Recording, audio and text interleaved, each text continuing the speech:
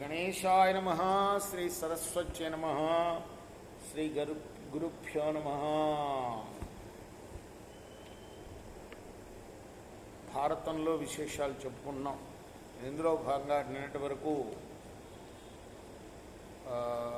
77 భాగాలుగా చెప్పుకున్నాం ఆది పర్వాన్ని. ఈ రోజున 78వ భాగం చెప్పుకున్నాం.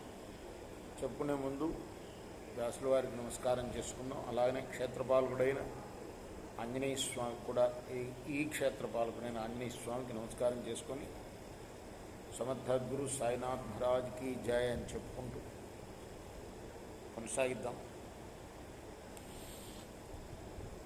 78వ భాగంగా ఆది పర్వాన్ని ముందుగా మనం ఎక్కడున్నాం, 10 రోజుల తర్వాత మొదలుపెట్టాం కాబట్టి ఎక్కడున్నామో చూసుకుందాం.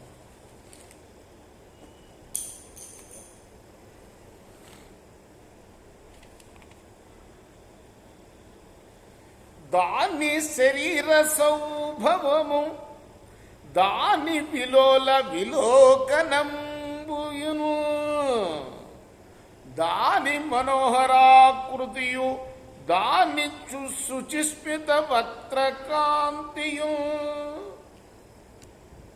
దాని విలాసము కడుముదమున చూచి మనోజ బాణ సంతాన హతాత్ముడై నృపతి దానికి నిట్లైనయను ప్రియంబునను.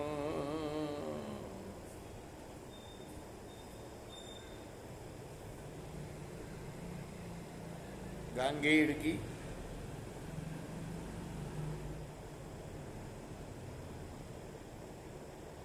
సకల రాజన్య ప్రధాన సమక్షంలో యవరాజ్య పట్టాభిషేకం చేసి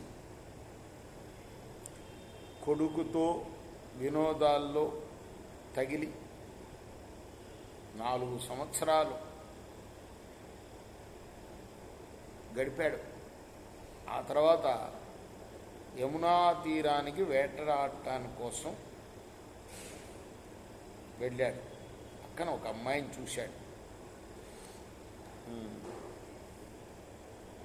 ఎవరు? శంతనుడు.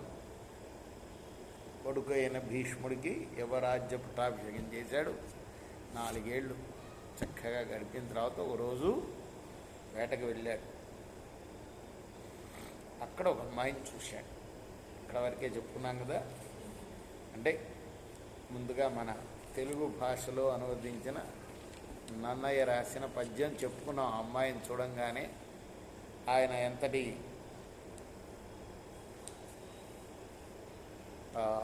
మనో సంతసానికి గురైంది చెప్పుకున్నాం. మనం 4 రోజులు 10 రోజులు చెప్పుకోబోయేటప్పుడు వీటి నిండా పురుగులు, పుస్తకాల నిండా.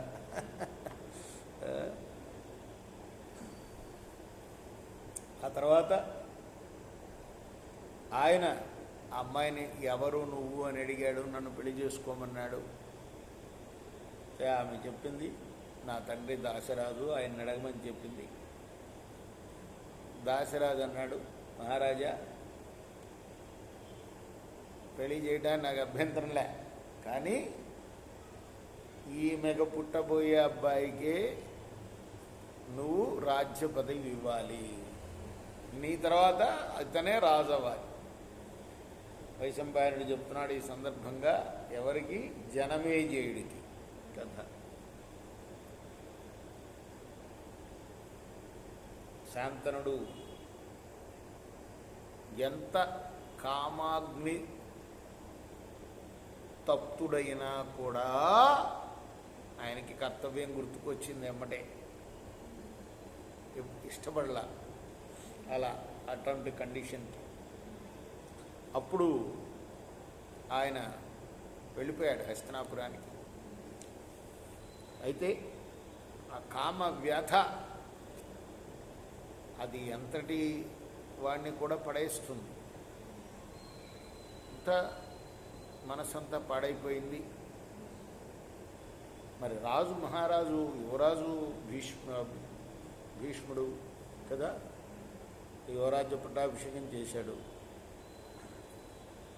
ఎప్పుడు ఏదో ఆలోచనలో ఉండిపోతున్నాడు, ఏదో ఆలోచిస్తున్నాడు. రోజు వెళ్ళే పనులు చేయటల్లా, సరదాగా రోజు వాక్యాలకి వెళ్తారు రాజు, అది కూడా చేయటల్లా. కాంతిని కోల్పోయాడు, పాలిపోయాడు, మనిషి కృషించిపోతున్నాడు. మరి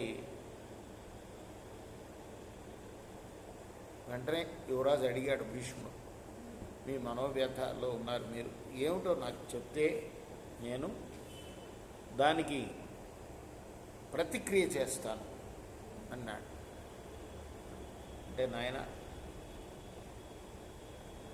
విను,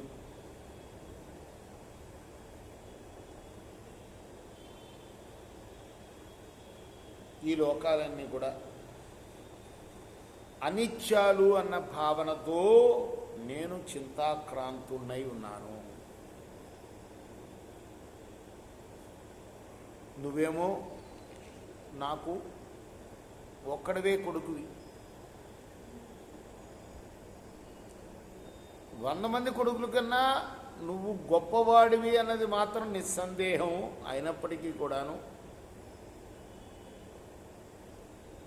వంశాభివృద్ధికి లోటు రాకూడదు కదా, అందుకు నేను ఇంకొక వివాహం చేసుకోవాలనుకుంటున్నాను అని మనసులో ఉన్నమాట బయట పెట్టేశాడు.